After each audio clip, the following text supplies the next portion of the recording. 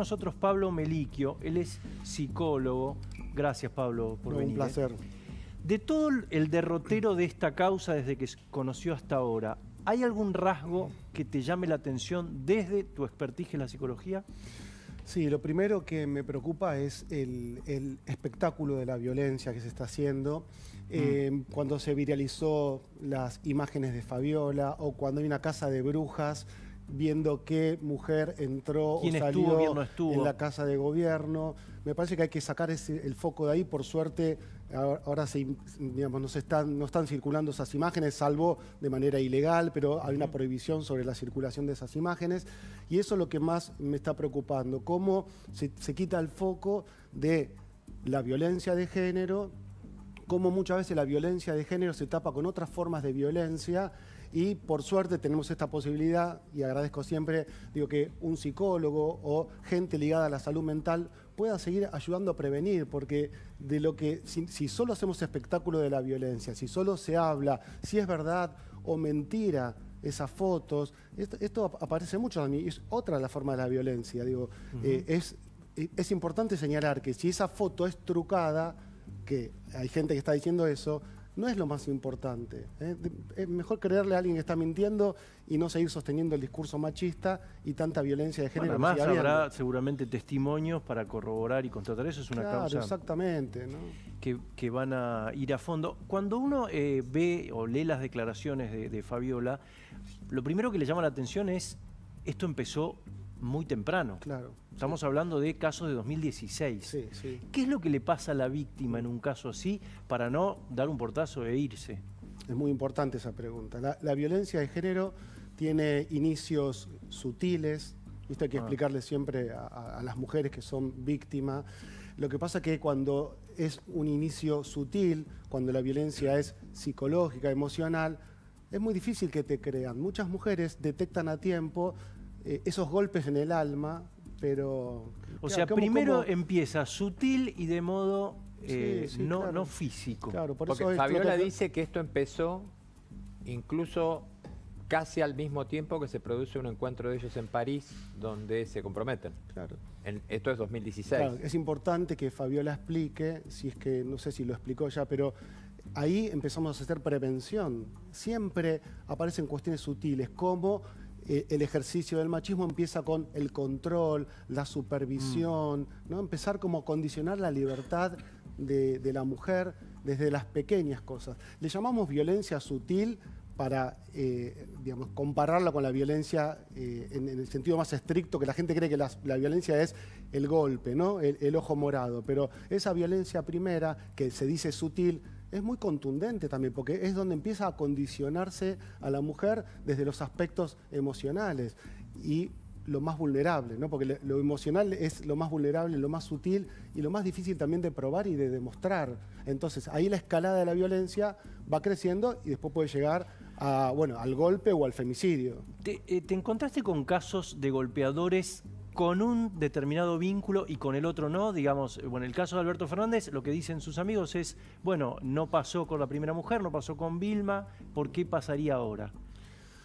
Es una cuestión muy difícil. En general, el hombre violento, si se comprueba esto, el hombre violento no es violento solamente con una mujer.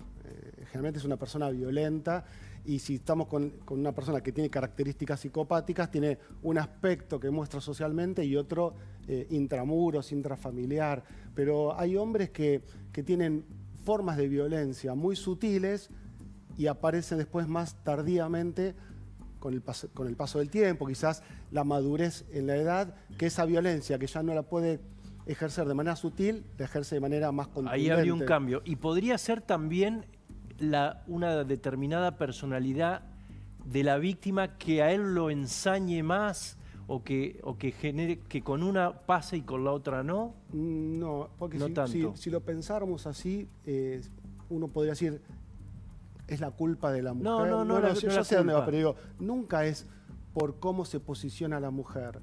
Sí, en relación a tu pregunta, es que hay mujeres más fuertes y menos vulnerables donde al primer signo, porque si es como vos señalás que ya ella indicó que en el primer encuentro apareció algún signo y ella no lo acotó no lo habló con una amiga, porque el problema de muchas mujeres que soportan los primeros signos de la violencia es que guardan silencio, y ese silencio es justamente lo que después va generando que la intensidad de la violencia crezca, pero nunca es la culpa de la mujer, obvio. No, yo me refiero a la actitud de él respecto de...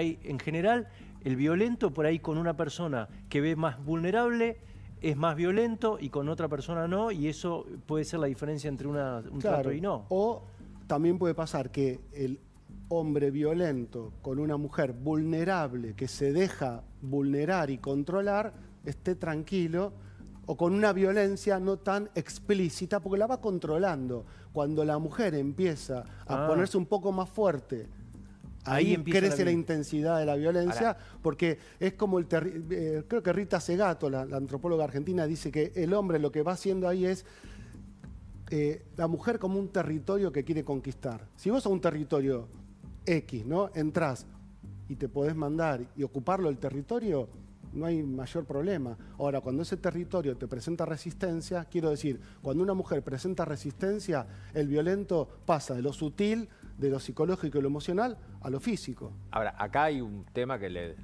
escapa a cualquier otro caso porque no entra en ningún manual. Acá tenés a toda la jefatura del Estado encima operando sobre esta situación. Claro. Lo que pasa acá tenemos algo mucho más complejo. No hay mujeres que se sientan amenazadas porque tienen a los 150 empleados de la residencia presidencial vigilándola. Claro, sí. Acá el problema es que la conmoción que está generando a nivel social es cuántas personas ligadas a la presidencia sabían de esta violencia y no la denunciaron. Entonces, este es el problema más serio, ¿no? Si esto la justicia llega a detectar y comprobar que esto es efectivo, es un problema muy serio, ¿no? Por eso hay tanto descreimiento, tanto enojo de la gente, ¿no? Y vuelvo a decir, el eje tiene que ser seguir pensando en la mujer. ¿Por qué Fabiola recién ahora puede empezar a hablar de esto? Que es lo que suele pasar con muchas mujeres, ¿eh? ¿Vos detectás un golpeador a simple vista? No, es muy difícil. Mirá que tengo 30 años de profesión y en general un golpeador, un violento, un perverso, un psicópata no va al psicólogo.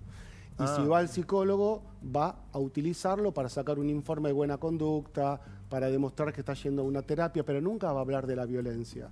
El único hombre que va a un psicólogo a hablar de la violencia es aquel que se quiere sanar y se da cuenta que va teniendo algunas conductas machistas. Muchos hombres en el consultorio vienen a ver... Pero ahí ya hay un camino de recuperación. De sanación, porque se dan cuenta. Incluso vienen a veces con sus parejas.